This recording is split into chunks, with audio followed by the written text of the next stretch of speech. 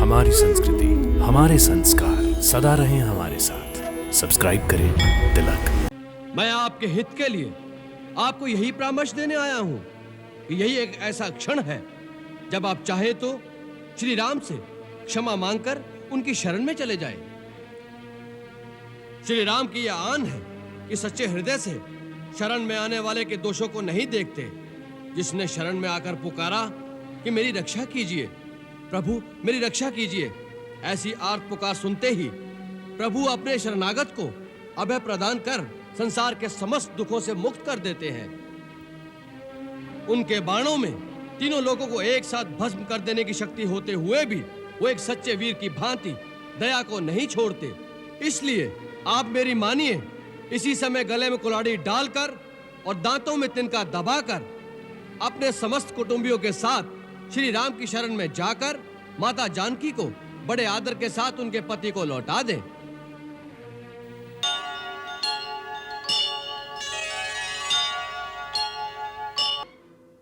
प्रभु, सेना की अलग अलग टुकड़ियां अपने अपने निश्चित स्थानों पर स्थित हो चुकी हैं। हमारे युद्धपति और सेनापति अपने अपने बताए हुए निर्धारित मोर्चे पर आपकी आज्ञा की प्रतीक्षा में खड़े हैं। आपका संकेत मिलते ही आक्रमण आरंभ हो जाएगा। अब आप निश्चय कीजिए कि पहला धावा किस ओर से किया जाए। महाराज सुग्रीव, हमारे मन में एक विचार है। आक्रमण करने से पहले रावण को एक अंतिम अवसर दिया जाए। इसके पहले कि हमारे वीर योद्धा इस सुंदर नगरी का विध्वंस कर डालें, यदि रावण सीता को सम्मान सहित लौटाकर हमारी शरण में आ जाए तो हम उसे क्षमा कर देंगे। क्षमा कर देंगे भैया? उस पापी को जिसने जगदंबा जैसी पुनीत सीता माता का हरण किया, देवों को हानि पहुंचाई और हमारे पिता तुल्य महात्मा जटायु का निर्दयता से वध कर दिया? लक्ष्मण, नहीं भैया, जिसने मेरे देवतुल्य भैया के हृदय को दुख पहुंचाया है उसे मैं क्षमा करने की अनुमति नहीं देता। लक्ष्मण, शास्त्र कहता है कि सामर्थ्यवान को क्षमा का गुण नहीं त्यागना चाहिए। दया ही वीर की शोभा होती है। देवगुरु बृहस्पति ने राजनीति की शिक्षा देते हुए कहा है, निजी क्रोध की अभिव्यक्ति के लिए किसी एक व्यक्ति को पाप का दंड देते हुए यदि उसकी प्रजा और निर्दोष प्राणियों का सर्वनाश होने की संभावना हो तो वीर पुरुष निज रोष का शमन करके क्षमा के गुण को अपनाए और शत्रु को अपने पाप के प्रायश्चित करने का अवसर दे। यही राजधर्म है, यही राजनीति है। प्रभु, यह मंत्रणा राजोचित भी है और धर्मोचित भी। अब प्रश्न यह है कि अपना दूत बनाकर किसे भेजा जाए, क्योंकि दूत ऐसा होना चाहिए जो परम बुद्धिमान हो, परम वीर भी हो, क्योंकि ऐसा शत्रु किसी समय छल भी कर सकता है। भैया, फिर तो हमें हनुमान को भेजना चाहिए। नहीं। क्यों? शत्रु यही सोचेगा कि सारी वानर सेना में एक ही वीर योद्धा है जिसे बार बार भेज रहे हैं। प्रभु, मेरे मत से युवराज अंगद को इस कार्य के लिए भेजा जाए। मैं इस विचार से सहमत हूं। अंगद परम वीर है और धैर्यवान है, वार्तालाप की चतुराई अच्छी प्रकार जानता है, इसलिए वो एक आदर्श दूत सिद्ध होगा। अंगद, तुम युवराज हो, तुम्हें यह काज स्वीकार है? प्रभु, इतने विद्वान ज्ञानवानों के होते हुए भी मुझे इस योग्य समझा, मेरे धन्य भाग्य। आपने मेरा गौरव बढ़ा दिया कृपा निधान। मुझे आशीर्वाद दीजिए रघुनाथ, मैं सफल होकर आपके चरणों में लौटूं। दूत का एक और भी कर्तव्य होता है वाली कुमार। शत्रु के सामने अपने दल की शक्ति और अपनी सेना के बलाबल का वर्णन इस चतुराई से करे कि शत्रु अंदर ही अंदर दहल जाए। जिस विश्वास के साथ आप ये भार मुझे सौंप रहे हैं उसे पूरी तरह से निभा सकूं, मुझे आशीर्वाद दीजिए प्रभु। जाओ, विजयी भव। मुझे आज्ञा दीजिए महाराज। सफल होकर लौटो। यशस्वी भव।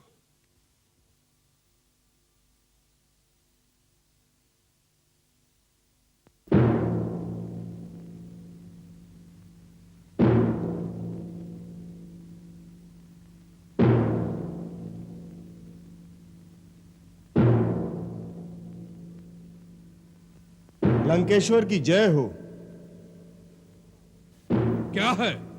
महाराज, शत्रु का एक दूत आया है। उसका कहना है कि वो एक ऐसा प्रस्ताव लाया है जिससे युद्ध करने की आवश्यकता नहीं पड़ेगी और लंका में शांति बनी रहेगी। शांति का प्रस्ताव लाया है? वाह राम, युद्ध से पहले ही शांति दूत भेज दिया। अभी तो हमारी चंद्रहास की चमक तुमने देखी ही नहीं, पहले ही डर गए।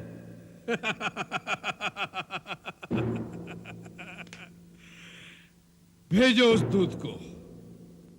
जो आज्ञा महाराज।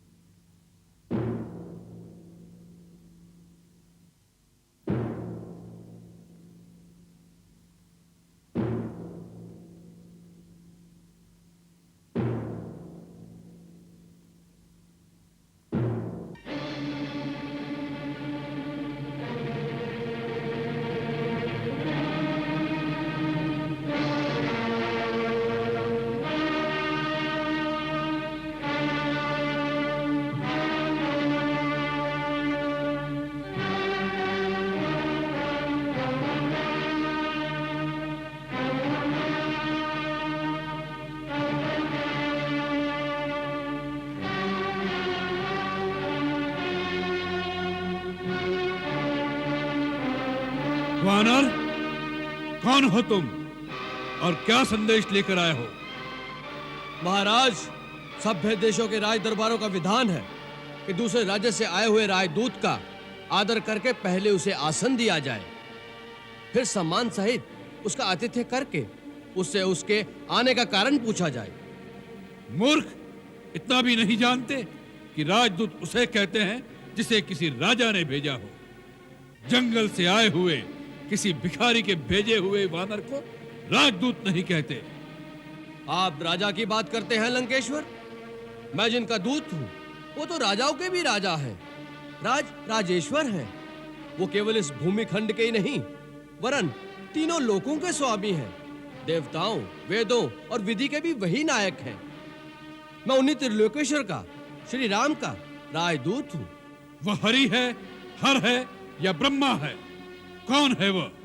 तुम इतने बड़े बड़े वार्तालाप जिसके लिए सुना रहे हो, उस तुम्हारे राम की वास्तविकता केवल इतनी ही है कि वह एक भटकता हुआ वनवासी है जिसे अपने राज्य से भी निकाल दिया गया है। बताओ, उस भिखारी ने क्या संदेश देकर भेजा है तुम्हें? महाराज रावण, आपने मेरे स्वामी राजेश्वर श्री राम का अपमान किया है, इसलिए मुझे नियमानुसार इस सभा से चला जाना चाहिए। राजदूत का सम्मान उसके राजा का सम्मान होता है, इसलिए राजदूत का प्रथम कर्तव्य है कि वो अपने सम्मान की रक्षा करे, क्योंकि मेरे अपमान का अर्थ होगा मेरे स्वामी राजेश्वर श्री राम का अपमान। इसलिए मेरे लिए अब दो ही रास्ते हैं।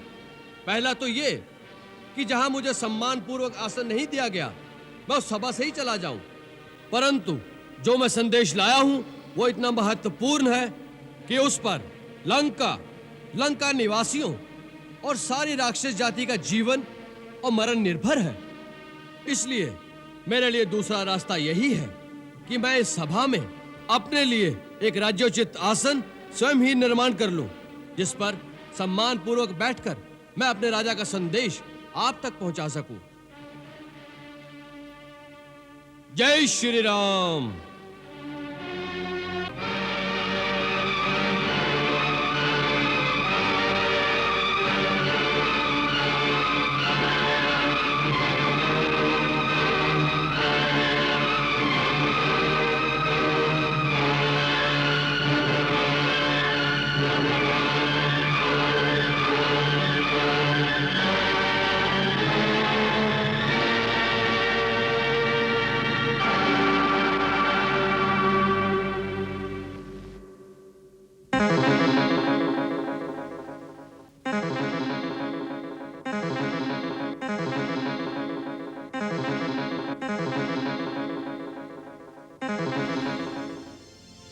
अंगद ने कहीं देखो नहीं ऐसा राजा असभ्य अनीति को शासन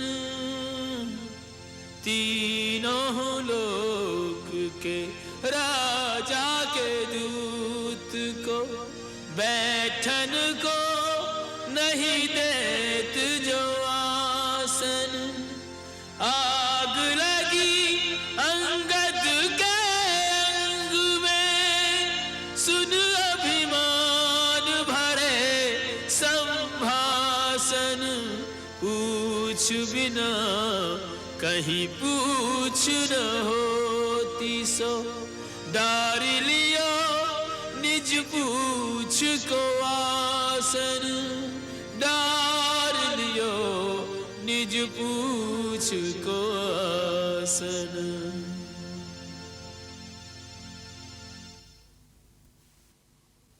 हे दशग्रीव, अब मेरे आने का कारण सुनो। मैं आपके हित और भलाई के लिए श्री रघुवीर का दूत बनकर आया हूं।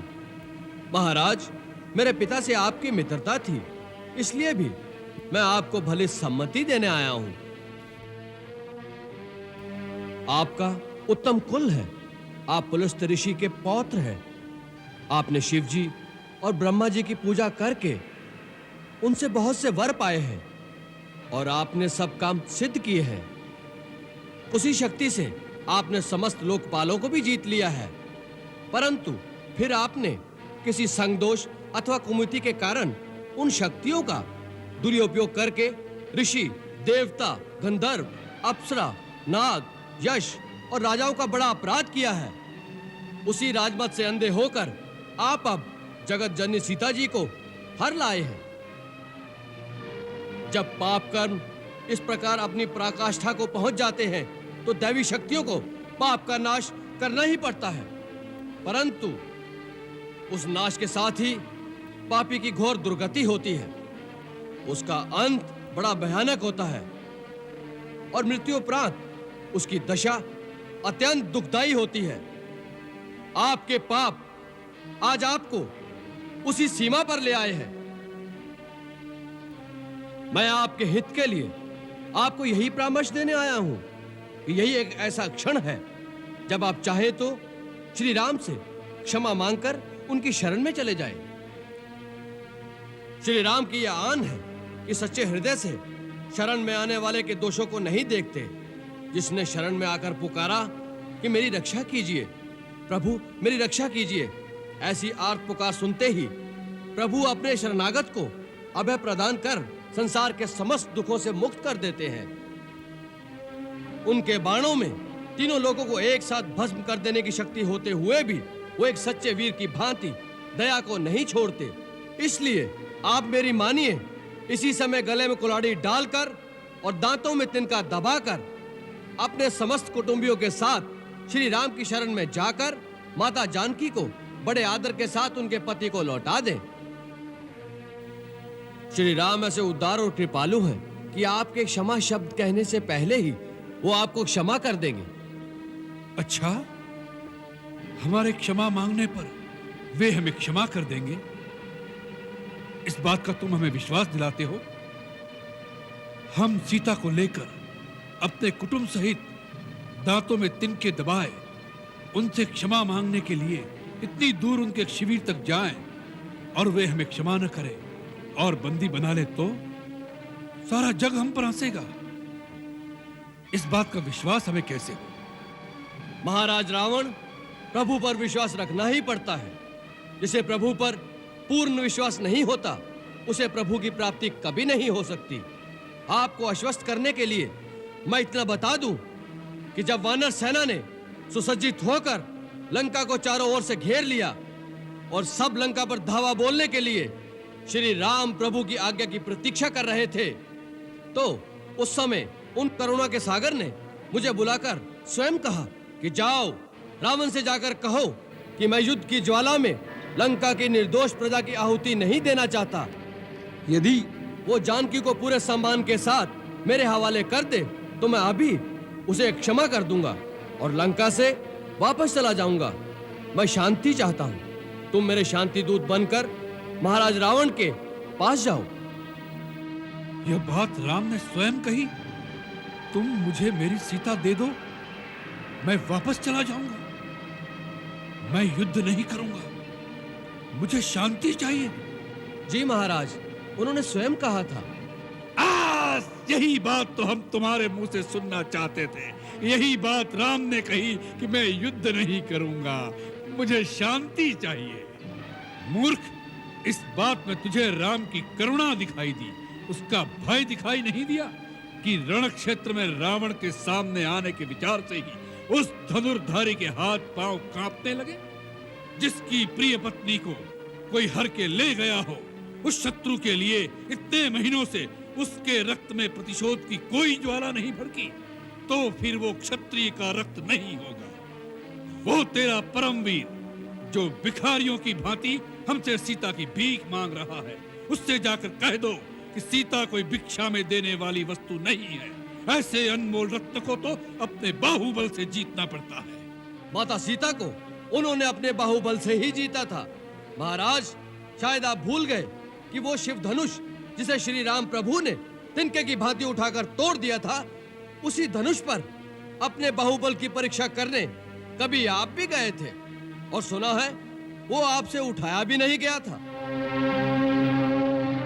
प्रतिशोध वीरता की निशानी नहीं होता, और कायर में शत्रु को क्षमा करने का साहस नहीं होता।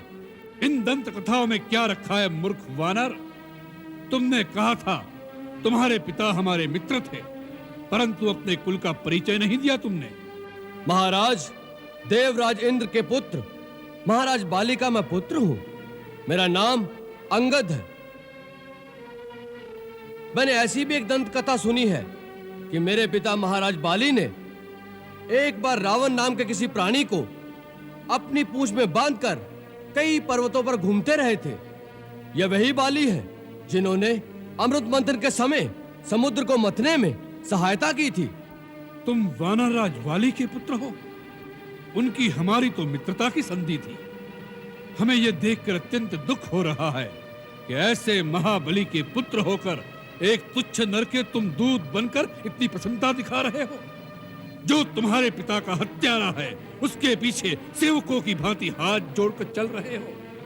तुमने अपने वंश को लज्जित कर दिया है अंगद। हो सकता है कि बाली के मरने के बाद सुग्रीव के डर से किसी ने बेचारे अंगद का साथ न दिया हो, और ये निस्सहाय अवस्था में अपने काका और पितृहंता की सेवकाई करने पर विवश हो गया हो। यदि यही बात है तो हमारे होते हुए तुम अपने आप को निस्सहाय मत समझो। अंगद, तुम हमारे पुत्र समान हो। हम तुम्हें तुम्हारा राज्य वापस दिलाएंगे। तुम्हारे पिता की गद्दी पर तुम्हारा ही अधिकार है। तुम अपने आप को विवश मत समझो। अपने हृदय में प्रतिशोध की ज्वाला को बुझने मत दो। तुम राम के विश्वसनीय हो। उसका लाभ उठाकर अकेले में चुपचाप उसका वध करके अपने पिता की हत्या का बदला ले लो। यही एक वीर पुत्र का कर्तव्य है।